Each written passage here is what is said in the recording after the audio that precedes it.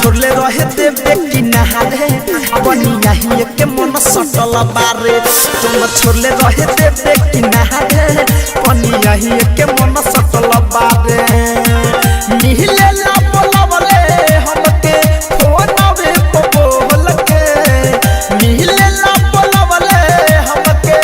फोनवे पे बोल के पूछो नहीं पहले चोली रह गई खोल के पूछो नहीं पहले चोली रह गई खोल के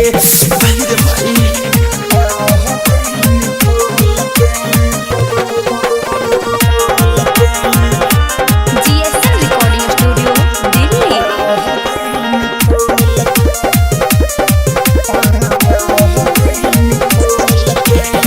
सखी रे हमर यादवा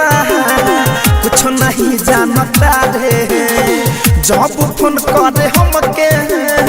फोन पऊ मांगता रे कहा जाए रे सखी रे हमर यादवा कुछ नहीं जानता रे जब फोन करे हमके फोन पऊ मांगता रे हाँ हाँ आहा चले न झरले बाटे लहंगा के झोल के आहा चले न झरले बाटे लहंगा के झोल के पूछो नहीं कइले चोली रह गई खोल के पूछो नहीं कइले चोली रह गई खोल के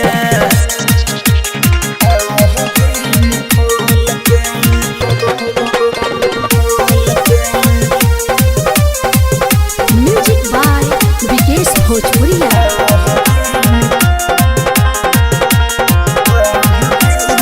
कहतनी तो ये बता जाके न से जल्दी आई धड़कन धनंजय जाके तो निशा समझाई कहतनी तो ये बता जाके न से जल्दी आई धड़कन धनंजय जाके तो निशा समझाई हमारो मन करे रह गई खाली बोल के हमारो मन करे रह गई खाली बोल के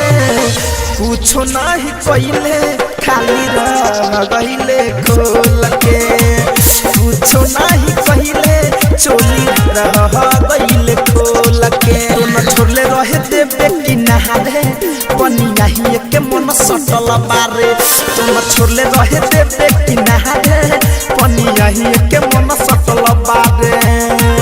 मिहिले ला बोलवले हमके फोनवे पे बोल के मिहिले ला बोलवले हमके फोनवे पे बोल के पूछो नहीं पहले चोली रह गई खोल के पूछो नहीं पहले चोली रह गई खोल के। RCM म्यूजिक न्यू ऐप अभी डाउनलोड कीजिए हमारे गूगल प्ले स्टोर से और पाए भोजपुरी लोकगीतों का एक से बढ़कर एक ऑडियो वीडियो सॉन्ग बिल्कुल मुफ्त।